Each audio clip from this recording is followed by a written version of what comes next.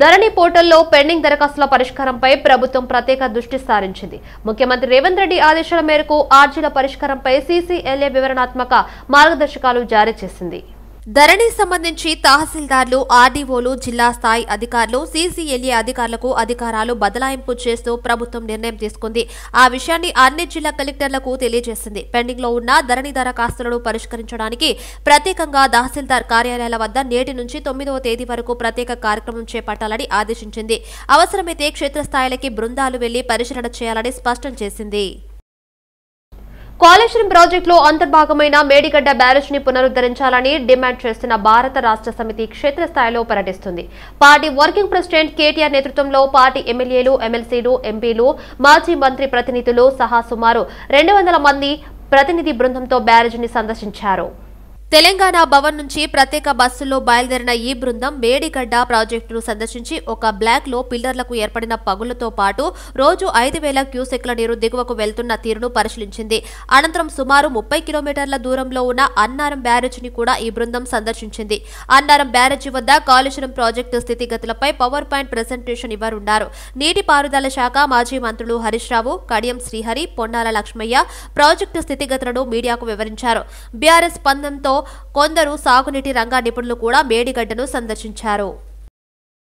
Kaleshwaram project డిజైన్లను కేంద్ర జలవనరుల సంఘం ఆమోదించలేదని తెలంగాణ నీటిపారుదల శాఖలోని సెంట్రల్ డిజైన్ ఆర్గనైజేషన్ ఆమోదించిందని నదులు అనుసంధానం టాస్క్ ఫోర్స్ కమిటీ చైర్మన్, కేంద్ర జలశక్తి శాఖ సలహాదారు వెదిరే శ్రీరామ స్పష్టం చేశారు.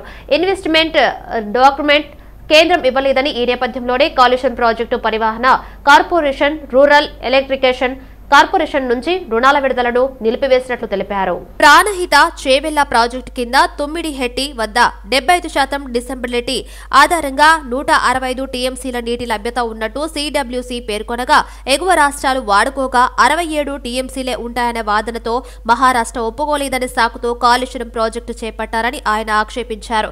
ప్రాణహిత చేవెళ్ల ప్రాజెక్టుకు ఉమ్మడి రాష్ట్రంలోనే 11,000 కోట్లకు పైగా ఖర్చు చేశారని, మరో 30,000 కోట్లు ఖర్చు చేసి ఉంటే ఆ ప్రాజెక్టు పూర్తయ్యేదని, గ్రావిటీతో నీటిని తరలించే ఆ ప్రాజెక్టును కాదని తప్పుడు సమాచారంతో కాళేశ్వరం చేపట్టారని మండిపడ్డారు. 40,000 కోట్లతో పూర్తయ్యేదాన్ని కాదనుకుని 1.27 లక్షల కోట్లతో కాళేశ్వరం ప్రాజెక్టు కట్టారని విమర్శించారు. తుమ్మిడిహెట్టితో 16.4 లక్షల ఎకరాల కొత్త ఆయకట్టుకు నీరు అందిందని, కానీ దానికి మూడింతలు ఎక్కువ వెచ్చించి కట్టిన కాళేశ్వరం ప్రాజెక్టుతో 18.25 లక్షల ఎకరాలకు నీరు అందుతుందని, అంటే అదనంగా 1.8 లక్షల ఎకరాలకే నీరు అందుతుందని వివరించారు. గురువారం హైదరాబాద్ లో నిర్వహించిన పత్రికా సమావేశంలో ఆయన కాళేశ్వరం ప్రాజెక్టు లోటుపాట్లపై పవర్ పాయింట్ ప్రెజెంటేషన్ ద్వారా సంచలన విషయాలు బయటపెట్టారు. మేడిగడ్డ వద్ద 120 రోజుల పాటు వరద ఉంటుందని సిడబ్ల్యూసీ స్పష్టం చేసిందని, 120 రోజుల పాటు నీటిని తరలించే అవకాశం ఉండగా కేవలం 60 రోజుల్లోనే 180 టీఎంసీల నీటిని తరలించేలా కాళేశ్వరం ప్రాజెక్టు పనులు చేపట్టారని విమర్శించారు. అవసరం లేకున్నా 33,000 కోట్లతో రోజుకు 1 టీఎంసీ నీటిని తరలించే పనులు చేశారని, దీనివల్ల కొత్తగా ఆయకట్టు పెరిగిందేమీ లేదన్నారు. ఇంత పెద్ద ప్రాజెక్టులు చేపట్టినప్పుడు నదీ గర్భంలో జియోలాజీ కల్పరేషన్ దించాలని, ఇందుకు జియోలాజికల్ సర్వే ఆఫ్ ఇండియా సహాయం తీసుకోవాలని, దీనికి 6 నెలల నుంచి సంవత్సరం సమయం పడుతుందని వివరించారు. తమకు తెలిసినంత వరకు రాష్ట్ర ప్రభుత్వం జీఎస్సీఐ సహాయం తీసుకోలేదని, సొంతంగా సర్వే చేపట్టలేదని వ్యాఖ్యానించారు. ఇది అతిపెద్ద తప్పు అని ఆందోళన వెలిబుచ్చారు. ఎంత పెద్ద తప్పంటే దీనికి బాధ్యులైన వారు జైలుకు వెళ్లాలి, అలా వెళ్లేదెవరో కాలమే చెబుతుంది అని ఆయన తెలిపారు. కాళేశ్వరం ప్రాజెక్టులోని మేడిగడ్డ, అన్నారం, సుందిళ్ల బ్యారేజీలు ప్రమాదంలో పడిన నేపథ్యంలో ప్రత్యామ్నాయంగా తుమ్మిడిహెట్టి వద్ద 152 మీటర్ల ఎత్తుతో బ్యారేజీ కట్టుకోవడం లేదా 100 టీఎంసీల సామర్థ్యంతో కాళేశ్వరం వద్ద డాక్యుమెంట్ కొనడమే పరిష్కారమని వెదిరే శ్రీరామ్ అభిప్రాయపడ్డారు. అదే కమాండ్ ఏరియా కాళేశ్వరం చూపెడతారు, అదే కమాండ్ ఏరియా దేవాదులకు చూపెడతారు. అరే క్లారిటీ ఇవ్వండి అయ్యా బాబు దేనికి. ఎందుకంటే central water commission needs some scientific numbers. So and I'm also there. In fact myself being in government of India is very helpful to Telangana because I'll try to help. Clarity ఇమ్మంటే same ఏరియాను command ఏరియాను ఈ colour code నుంచి ఆ colour code కి అటు shift చేసి confuse చేస్తున్నారు తప్పితే there is no clarity. Next ఇది Sammakka Sarakka details. Anyway next Seetharama project. ఇక్కడ కూడా దాదాపుగా ఇది దీన్ని కూడా ఏం చేస్తున్నారంటే benefits cost benefit ratio work out కావాలని చెప్పి బెనిఫిట్స్ ఎక్కువ చేసి చూపెడతా ఉన్నారు. Same thing like what they did for Kaleshwaram. మేము చెప్తున్నాం, మేము అప్రూవల్ చేస్తాము, but come with correct numbers. అంటే నాకు అనిపిస్తుంది ఏంటంటే కాళేశ్వరం కింద ఇన్ని ఎకరాలు పారుతున్నాయని చెప్తున్నారు కదా, అది పారట్లేదు. సో ఈ ప్రాజెక్ట్ కింద ఆ ల్యాండ్ చూపెడితే మరి కాళేశ్వరం కింద ఎందుకు పారతలేవని అడుగుతాం కదా. అందుకని చెప్పి ఈ కన్ఫ్యూజన్ ఉందని నాకు అనిపిస్తాం. సో బేసికలీ ఇప్పటికైనా కానీ ఒక డాక్టర్ దగ్గరికి పోయినప్పుడు unless you tell the truth he will not he cannot treat you. So that is how you need to come up with the facts. Next, Kaleshwaram project పరిశీలించేందుకు వెళ్తున్న కేటీఆర్ ఇప్పటికైనా కళ్లు తెరచారని కాంగ్రెస్ ఎమ్మెల్సీ జీవన్ రెడ్డి సూచించారు. ప్రాజెక్టు లోపాలు బయటపడినప్పుడే పరిశీలించాల్సి ఉండేదన్నారు. సాంకేతిక పరిజ్ఞానం, నిర్వహణ లోపంతో కాళేశ్వరం ప్రాజెక్టు కుంగిందన్న జీవన్ రెడ్డి ఇప్పటికైనా ప్రాజెక్టును పరిశీలించి ప్రజలకు కేటీఆర్ క్షమాపణ చెప్పాలని డిమాండ్ చేశారు.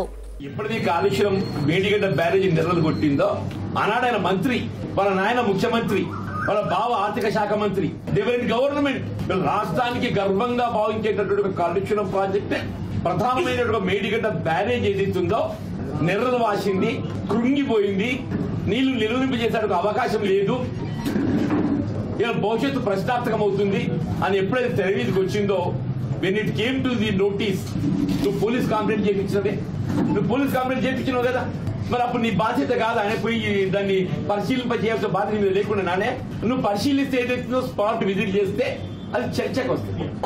ఆ చర్చకు వస్తే ప్రజల్లో ఏదైతుందో వైఫల్యం కుట్టచ్చుడు కనబడుతుంది.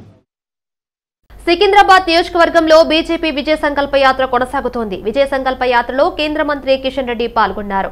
విజయ సంకల్ప యాత్ర అడ్డుగుట్ట నుండి లాల్పేట్ మీదుగా తార్నాక చేరుకుంది. లాల్పేట్లో బీజేపీ నేతలు సంకల్ప యాత్రకు ఘనంగా స్వాగతం పలికారు. విజయ సంకల్ప యాత్ర అడ్డుగుట్ట, తార్నాక, సీతాఫల్ మండి, వారాసిగూడ, శ్రీనివాస్ నగర్, బాపూజీ నగర్ మీదుగా ముషీరాబాద్ క్రాస్ రోడ్డు వరకు కొనసాగనుంది. కార్యక్రమంలో మాజీ మేయర్ కార్తికారెడ్డి, మేకల సారంగపాణి తదితరులు పాల్గొన్నారు. కాంగ్రెస్ నేతలు ప్రాజెక్టులను సందర్శించడం తప్ప రాష్ట్రానికి చేసిందేమీ లేదని ఉమ్మడి మహబూబ్ నగర్ జిల్లా బీఆర్ఎస్ నేతలు విమర్శించారు. బీఆర్ఎస్ హయాంలో ప్రాజెక్టులు పరుగులు పెట్టాయని, తమ కంటే ఎక్కువ నిధులు ఖర్చు పెట్టి ప్రాజెక్టు పనులు పూర్తి చేయాలని సూచించారు. గతంలో పాలమూరు వాళ్లు ఇతర ప్రాంతాలకు వలసపోయేవారని, ఇప్పుడు పాలమూరుకే వేరే రాష్ట్రాల నుంచి వలస వస్తున్నారని పేర్కొన్నారు. కాంగ్రెస్ హయాంలో ప్రపంచ బ్యాంకు నుంచి అప్పు తీసుకునేందుకు పాలమూరునే చూపేవారని వ్యాఖ్యానించారు. జిల్లాకి చెందిన సీఎం రేవంత్ రెడ్డి పాలమూరు, రంగారెడ్డి పూర్తి చేయడంపై దృష్టి పెట్టాలని, కావాలంటే సలహాలు, సూచనలు ఇచ్చేందుకు సిద్ధంగా ఉన్నామని మాజీ మంత్రి శ్రీనివాస్ గౌడ్ అన్నారు. అత్యంత కరువు ఏంటంటే పాలమూరు. ఆంధ్రప్రదేశ్లో ప్రపంచ బ్యాంకు నుంచి ఎవరైనా అప్పు చేయడానికి వస్తే ఆంధ్రప్రదేశ్లో ఇట్లుంది అని చూపించడానికి ఎవరైతే దిక్కు అంటే మా పాలమూరే దిక్కు. అత్యంత చదువులో వెనుకబడినటువంటి కూడా ఈ దేశంలో మా మహబూబ్నగర్ పాలమూరే, నిరక్షరాస్యతల పాలమూరే, భీమా గాని, ఎట్టెంపాడు గాని, గొల్లకుర్తి గాని ఈ ప్రాజెక్టులన్నీ ఎండగట్టింది ఈ ప్రభుత్వ హయాంలోనే కాదు, కపటనాటకం వాడిని తప్ప పాలమూరు బాగు చేయాలని ప్రయత్నం చేయాలి. పని మీద పోటీ పడండి. మేము ఎన్ని నిధులు ఇచ్చినామో డబ్బులు ఇవ్వండి. మేము ఎన్ని నిధులు ఖర్చు పెట్టినామో అంతకన్నా ఎక్కువ నిధులు మీరు పాలమూరుకు నిధులు ఖర్చు పెట్టండి. ప్రాజెక్టుల సందర్శనని మీరు ప్రాజెక్టుల సందర్శనని కాదు. బీఆర్ఎస్ సికింద్రాబాద్ కంటోన్మెంట్ ఎమ్మెల్యే లాసనందిత ఇటీవల రోడ్డు ప్రమాదంలో మృతి చెందిన విషయం తెలిసిందే. పాటంచెరు ఓఆర్ఆర్ వద్ద ఆమె ప్రయాణిస్తున్న కారు అదుపు తప్పి ప్రమాదానికి గురికాగా ఈ కేసులో పోలీసులు కీలక ఆధారాలు సేకరించారు. లాస్య కారును ఢీకొన్న టిప్పర్ను పోలీసులు తాజాగా గుర్తించారు. పటంచెరు పోలీసులు సదరు టిప్పర్ లారీని సీజ్ చేసి డ్రైవర్ను అదుపులోకి తీసుకున్నారు. యాక్సిడెంట్ జరిగిన 10 రోజుల తర్వాత టిప్పర్ను కర్ణాటకలో పోలీసులు గుర్తించారు. పోలీసుల విచారణలో టిప్పర్ డ్రైవర్ కీలక విషయాలు వెల్లడించారు. అతి వేగంతో వచ్చిన ఎమ్మెల్యే కారు టిప్పర్ను ఢీకొట్టడంతోనే యాక్సిడెంట్ జరిగిందని డ్రైవర్ తెలిపారు. మొదట కారు టిప్పర్ను ఢీకొన్న తర్వాత వేగంగా వెళ్లి రైలింగ్ ను ఢీకొట్టిందని డ్రైవర్ వెల్లడించారు. లాస్యా ప్రయాణిస్తున్న కారు వేగంగా టిప్పర్ను ఢీకొనడంతోనే ప్రమాదం జరిగిందని పోలీసులు తేల్చారు. ఈ రోజు సాయంత్రం రంగారెడ్డి జిల్లా పోలీసులు ప్రెస్ మీట్ ఏర్పాటు చేసి కీలక విషయాలు వెల్లడించే ఛాన్స్ ఉంది. ఇక టిప్పర్ డ్రైవర్ను విచారిస్తే ఈ కేసులో మరిన్ని కీలక విషయాలు వెల్లడయ్యే ఛాన్స్ ఉంది. మొదటి నుంచి కాళేశ్వరం ప్రాజెక్టుపై విమర్శలు ఉన్నాయని అధికారులు, నిపుణులు చెప్పినా వినకుండా బీఆర్ఎస్ సర్కార్ కాళేశ్వరం కట్టిందని మండిపడ్డారు. తెలంగాణ జనసమితి అధ్యక్షుడు ప్రొఫెసర్ కోదండరాం కాళేశ్వరం కామధేనువు ఎట్లయితదో బీఆర్ఎస్ నేతలే చెప్పాలన్నారు. కాళేశ్వరం కామధేనువు కాదు, తెలంగాణ పాలిట ఒక శాపంగా భారంగా మారిందని ఫైర్ అయ్యారు. బీఆర్ఎస్ నేతలు కుంగిన మేడిగడ్డను సందర్శించేందుకు వెళ్లడంపై కోదండరాం స్పందించారు. ఈ రోజు బీఆర్ఎస్ చేస్తుంది చూస్తుంటే దొంగే దొంగ దొంగ అనే అర్చినట్టు ఉందన్నారు. ఇది 3 పిల్లర్లకు సంబంధించింది కాదు, స్లాబ్ ప్రభావం మిగతా పిల్లర్ల మీద ఉంటుందని అన్నారు. ఏదో కేవలం సాంకేతిక లోపం కాదు, ప్రణాళిక, నాణ్యత, డిజైన్ నిర్వహణ లోపం ఉందన్నారు. తెలంగాణలో సంచలనం సృష్టించిన రాడిసన్ డ్రగ్స్ కేసు రోజు రోజుకు మలుపులు తిరుగుతుంది. ఈ డ్రగ్స్ కేసులో సినీ డైరెక్టర్ క్రిష్ కూడా ఉన్నట్లు పేర్కొని క్రిష్ ను విచారించేందుకు పోలీసులు సిద్దమయ్యారు. ఈ క్రమంలో గచ్చిబౌలి పోలీసులు విచారణకు హాజరు కాకుండా ఈ రోజు డైరెక్టర్ క్రిష్ హైకోర్టు ఆశ్రయించారు. డ్రగ్స్ కేసులో హైకోర్టులో క్రిష్ ముందస్తు బెయిల్ పిటిషన్ దాఖలు చేశారు. అయితే క్రిష్ తాను ముంబైలో ఉన్న కారణంగా పోలీసుల విచారణకు రాలేనని, తనకు మరో 2 రోజుల సమయం కావాలని కోరారు. కానీ నేడు క్రిష్ వ్యక్తిగతంగా పోలీసుల విచారణకు హాజరు కావాల్సిందేనని పోలీసులు తెలిపారు. దీంతో క్రిష్ హాజరుపై సస్పెన్స్ కొనసాగుతోంది. శిక్షణ కార్యక్రమంలో బ్రీత్ అనలైజర్ సర్టిఫికెట్లు అందజేశారు అడిషనల్ డీజీపీ మహేష్ ఎం భగవత్. రోడ్డు ప్రమాదాలను అరికట్టే చర్యల్లో భాగంగా రోడ్ సేఫ్టీ విభాగం ఆధ్వర్యంలో నిర్వహించిన బ్రీత్ అనలైజర్ల ఒకరోజు శిక్షణ కార్యక్రమం ముగిసింది. రైల్వేలు and road safety additional DGP Mahesh M Bhagwat ఆధ్వర్యంలో జరిగిన ఈ శిక్షణ కార్యక్రమంలో ఆధునిక బ్రీత్ అనలైజర్లను వినియోగించే విధానంపై రాష్ట్ర వ్యాప్తంగా ఉన్న అన్ని జిల్లాల కమిషనరేట్ల సంబంధిత విభాగపు అధికారులు హాజరయ్యారు. శిక్షణ కార్యక్రమంలో పాల్గొన్న పోలీసు అధికారులకు అడిషనల్ డీజీపీ సర్టిఫికెట్లు మరియు ఆధునిక బ్రీత్ అనలైజర్లను అందజేశారు. బ్లూటూత్ కు అనుసంధానం చేస్తూ లెక్కించే విధానం ఈ ఆధునిక బ్రీత్ ఎనలైజర్ల పరికరాలలో ఉందన్నారు. వీటిని వినియోగించే విధానంపై శిక్షణ ఇచ్చేందుకు నైపుణ్యం కలిగిన సిబ్బందితో శిక్షణ కార్యక్రమం ఏర్పాటు చేశామని తెలిపారు. పోలీసు అధికారుల తమ విధి నిర్వహణలో ఆధునిక పరికరాల సహాయంతో రోడ్డు ప్రమాదాలు అరికట్టాలని అన్నారు. మద్యం సేవించి డ్రైవింగ్ చేస్తున్న వారికి అవగాహన కల్పించడం మరియు చట్టపరమైన చర్యలు తీసుకోవడం ద్వారా ఈ రకమైన ప్రమాదాలను నియంత్రించాలన్నారు. కేసులను నమోదు చేయడంతో పాటు సాధ్యమైన సందర్భాలలో వారికి ఈ రకమైన ప్రమాదాలపై అవగాహన కల్పిస్తూ జరిగే నష్టాన్ని వారికి విచారించాల్సి ఉందన్నారు. ప్రమాదాల బారిన పడితే వారితో పాటు వారి కుటుంబ సభ్యుల దయనీయ స్థితిని వారికి వివరించాలన్నారు. ఈ పద్ధతుల ద్వారా ఈ రకమైన రోడ్డు ప్రమాదాలను నియంత్రించేందుకు తగిన చర్యలు చేపట్టాలని అడిషనల్ డీజీపీ మహేష్ ఎం భగవత్ సూచించారు. ఈ సందర్భంగా 50 బ్రీత్ అనలైజర్లను అందజేసిన డయోజియో మరియు సిఎస్ఆర్ బాక్స్ స్వచ్ఛంద సంస్థ యాజమాన్యాలకు కృతజ్ఞతలు తెలియజేశారు. డీఎస్పీ వహీదుద్దీన్, సిఎస్ఆర్ బాక్స్ నిర్వాహకులు రజత్ సరోహలు తదితరులు కార్యక్రమంలో పాల్గొన్నారు. ప్రధానమంత్రి నరేంద్ర మోదీ అధ్యక్షతన జరిగిన కేంద్ర మంత్రివర్గం భారతదేశంలో semiconductors, display manufacturing, ecosystems development కింద 3 సెమీకండక్టర్ యూనిట్ల ఏర్పాటుకు ఆమోదం తెలిపిందని కేంద్ర మంత్రి అశ్విని వైష్ణవ్ రైల్వే తెలిపారు. 3 యూనిట్లు వచ్చే 100 రోజుల్లో నిర్మాణాన్ని ప్రారంభిస్తాయన్నారు. వీడియో లింక్ ద్వారా అన్ని జోనల్ ప్రధాన కార్యాలయాల నుండి మీడియా ప్రతినిధులు ఈ సమావేశంలో పాల్గొన్నారు. భారతదేశంలో మొత్తం 76,000 కోట్ల అంచనా వ్యయంతో సెమీ కండక్టర్స్ మరియు డిఎస్పీలు మ్యానుఫ్యాక్చరింగ్ ఎకో సిస్టమ్ అభివృద్ధి కార్యక్రమం గురించి ప్రకటన విడుదల చేయబడింది. జూన్ 2023లో గుజరాత్లోని సనంద్లో సెమీ కండక్టర్ యూనిట్ ను ఏర్పాటు చేయడానికి మైక్రోన్ ప్రతిపాదనను యూనియన్ కేబినెట్ ఆమోదించింది. ఈ యూనిట్ నిర్మాణం శరవేగంగా సాగుతుంది. యూనిట్ సమీపంలో బలమైన సెమీ కండక్టర్ పర్యావరణ సంస్థ ఉద్భవిస్తుందని తెలియజేశారు. R&D, and here R&D, the way we have structured this is, जो सबसे difficult, सबसे महंगे tools होते हैं, those are tools which are supplied by Cadence, Synopsys and Siemens. इन 3 के जो tools हैं, what we call EDA tools. EDA tools होते हैं. These are very expensive. अगर कोई एक खरीदने जाए, right? अगर आप खरीदने जाओ सॉफ्टवेयर तो you'll have to shell out 10 crore rupees, 15 crore rupees एक लाइसेंस के लिए.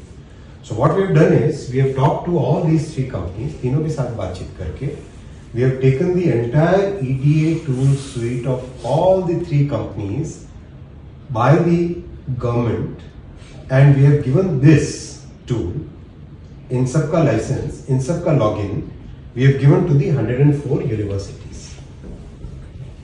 करेक्ट.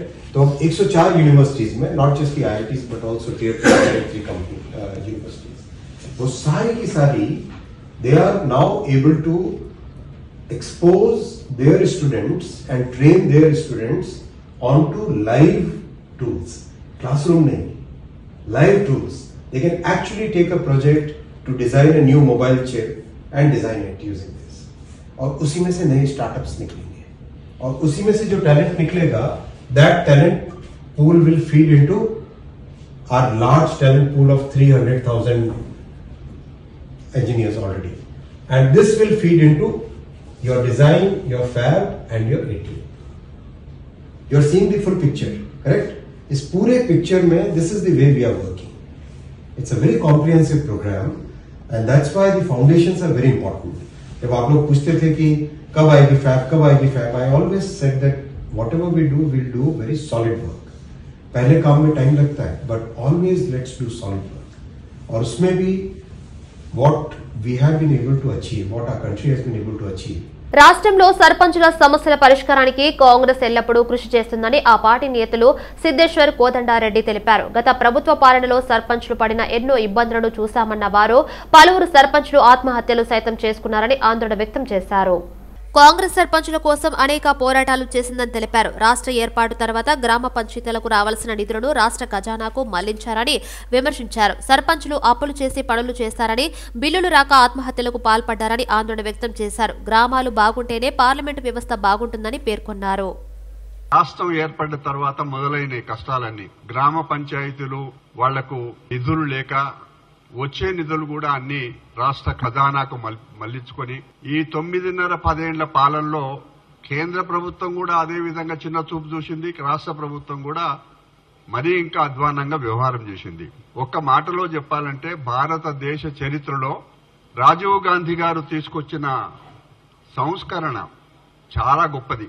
పంచాయతీలు గ్రామాలలో చాలా కీలకమైన వ్యవస్థలుగా ఆనాటి నుంచి కూడా ఉన్నాయి. కానీ రాజీవ్ గాంధీ గారు అధికారం ఉండాలి, నిధులు ఉండాలి, ప్రతి 5 సంవత్సరాలకు ఎన్నికలు జరగాలి, ఎన్నికలు జరిగితే కూడా రాజకీయాలకు అతీతంగా పంచాయతీ వరకు గుర్తు లేకుండా ఎన్నికలు జరపాలనేది వారి అభిప్రాయంగా చట్టాలు తీసుకురావడం జరిగింది. చలో మేడిగడ్డ కార్యక్రమంలో పాల్గొనడానికి వెళ్లిన BRS party working president KTR, Peerzadiguda mayor Jakka Venkatreddy, కార్పొరేటర్లు, కోఆప్షన్ సభ్యులు, పార్టీ నాయకులు, కార్యకర్తలతో కలిసి మేడిపల్లి పార్టీ కార్యాలయం వద్ద స్వాగతం పలికారు.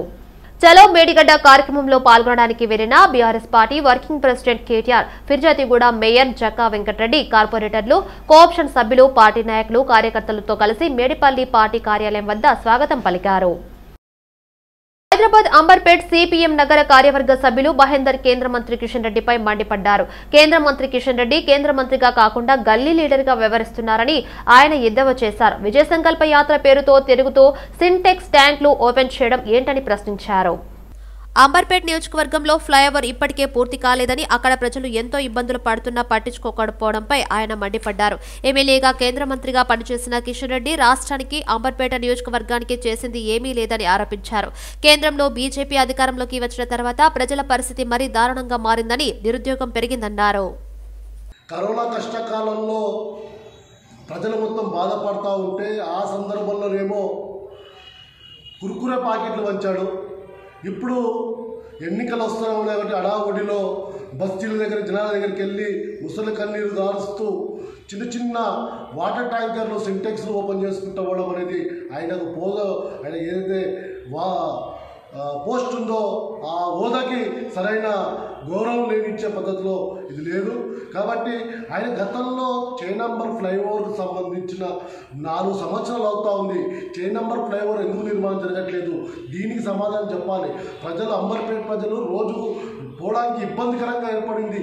దానికోసం మాట్లాడకుండా, దాన్ని సమీక్షించకుండా, ఆ ఫ్లైఓవర్ వెంటనే పూర్తి చేయకుండా ఆయనకి చిన్న దాన్ని సింటాక్స్లకు ఈ రకంగా మాట్లాడు.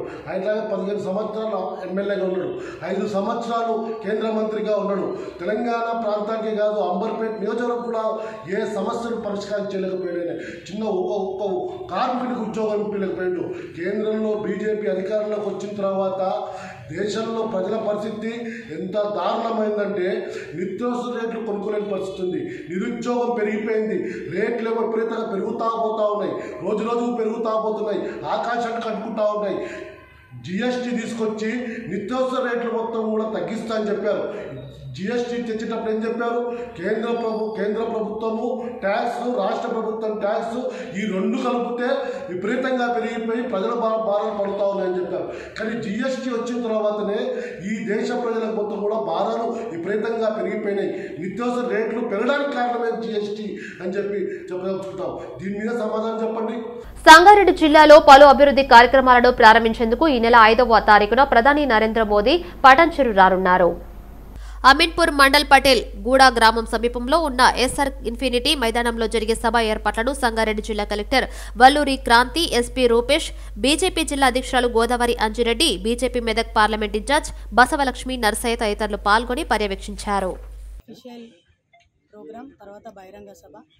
ఈ యొక్క బహిరంగ సభ గురించి ఇక్కడికి మరి ఈరోజు ఎస్పీ గారు కానీ కలెక్టర్ గారు కానీ అందరూ కూడా వచ్చి ఇక్కడ చూడడం జరిగింది. చూసి కూడా ఈ యొక్క ప్లేస్ను మరి గుర్తించి ఇక్కడే పెట్టడానికి మాకు పర్మిషన్ కూడా ఇవ్వడం జరిగింది. కాబట్టి నరేంద్ర మోదీ గారు తెలంగాణ రాష్ట్రంలో సంగారెడ్డి జిల్లా ఈ SR infinity ground beside Ellanki college పక్కన ఈ సభకు విచ్చేస్తున్నటువంటి సందర్భంలో ఈ 2 పార్లమెంట్లకు సంబంధించి సంగారెడ్డి ప్రజలు, భారతీయ జనతా పార్టీ నాయకులు, కార్యకర్తలు, భారతీయ జనతా పార్టీ అభిమానులు, శ్రేయోభిలాషులు అందరూ కూడా ఇక్కడికి విచ్చేసి పెద్ద ఎత్తున సభను సక్సెస్ చేయడానికి సిద్ధంగా ఉన్నారు. ఎందుకంటే ఒకటే, నరేంద్ర మోదీ గారు ఇంతకుముందు చేసినటువంటి అభివృద్ధిని దృష్టిలో పెట్టుకొని అదేవిధంగా ఇప్పుడు ఇక్కడికి వచ్చి కూడా మరి ఇంతకుముందు అన్న చెప్పడం జరిగింది తెలంగాణ రాష్ట్రంలో అభివృద్ధి కోసం మరి ఈ సభలో ఏమేమి ప్రకటించబోతున్నారు అనేది.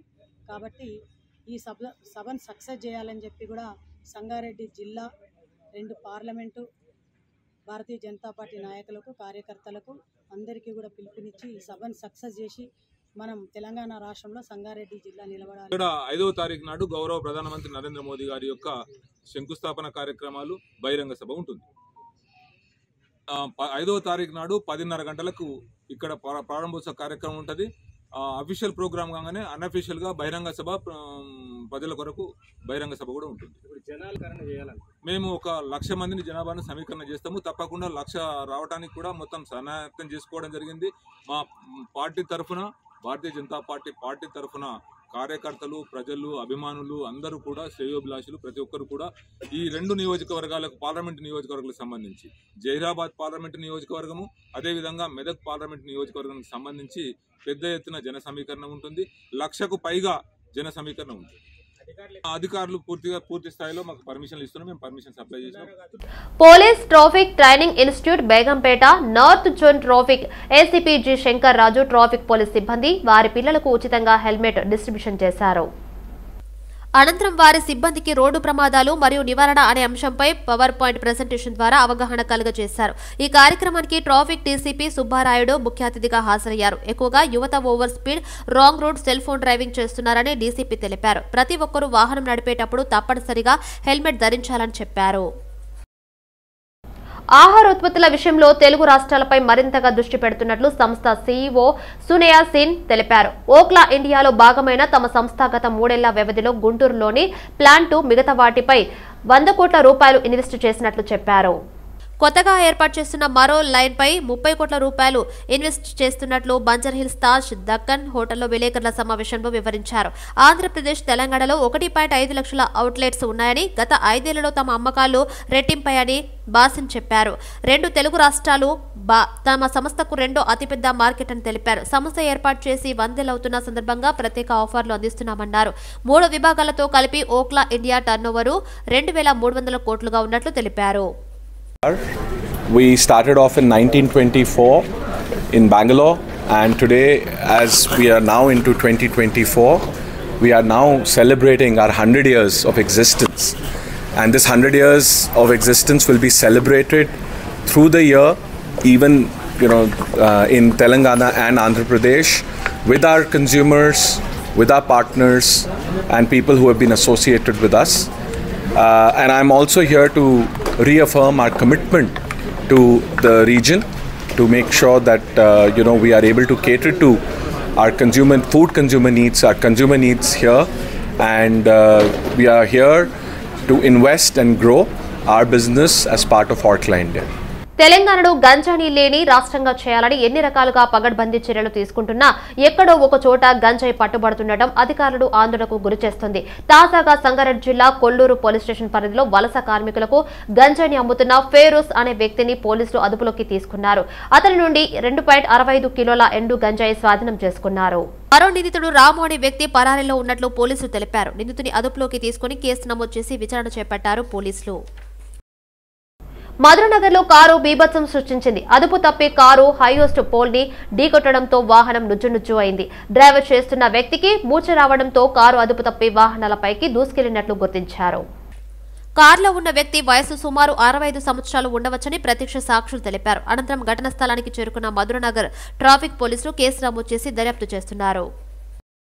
తెలంగాణ రాష్ట్ర వ్యాప్తంగా గృహజ్యోతి స్కీమ్ కింద 0 బిల్లుల జారీ ముమ్మరంగా కొనసాగుతున్నది. ఉదయం 6 గంటల నుంచే విద్యుత్ సిబ్బంది ఆయా ప్రాంతాల్లో వినియోగదారులకు 0 బిల్లులు అందజేస్తున్నారు. తెల్ల రేషన్ కార్డు కలిగి ఉండి నెలకు 200 యూనిట్లు వినియోగించే గృహ విద్యుత్ కనెక్షన్లకు ఉచిత విద్యుత్ వర్తింపజేస్తున్నారు. ఈ స్కీమ్ ను ఫిబ్రవరి నెల 27న సీఎం రేవంత్ రెడ్డి ప్రారంభించగా గత నెలలో విద్యుత్ వినియోగానికి సంబంధించిన బిల్లుల స్థానంలో 0 బిల్లులు అందజేస్తున్నారు. అధికారులు జారీ చేసిన 0 బిల్లులో వినియోగించిన విద్యుత్కు ఎంత ఛార్జీ అయిందో పేర్కొంటున్నారు. ఆ తర్వాత గృహజ్యోతి సబ్సిడీ కింద ఆ మొత్తాన్ని మైనస్ గా చూపిస్తూ నెట్ బిల్ అమౌంట్ 0గా చూపిస్తున్నారు. ఎన్నికల్లో కాంగ్రెస్ పార్టీ ఇచ్చిన హామీల ప్రకారం ఉచిత విద్యుత్ స్కీమ్లు అమలు చేయడంపై వినియోగదారులు హర్షం వ్యక్తం చేస్తున్నారు. ప్రజాపాలన సభల ద్వారా దరఖాస్తు చేసుకున్న అర్హులకు ఈ స్కీమ్ వర్తింపజేస్తున్నారు. ఈ స్కీమ్ కు అర్హతలు ఉండి ఈ పథకం లబ్ధి పొందలేని వారికి విద్యుత్ సిబ్బంది తగిన సూచనలు చేస్తున్నారు. గృహజ్యోతి పథకం నిరంతర ప్రక్రియ అని అర్హులైన వారు మండల కార్యాలయాల్లో దరఖాస్తు చేసుకోవాలని సూచించారు.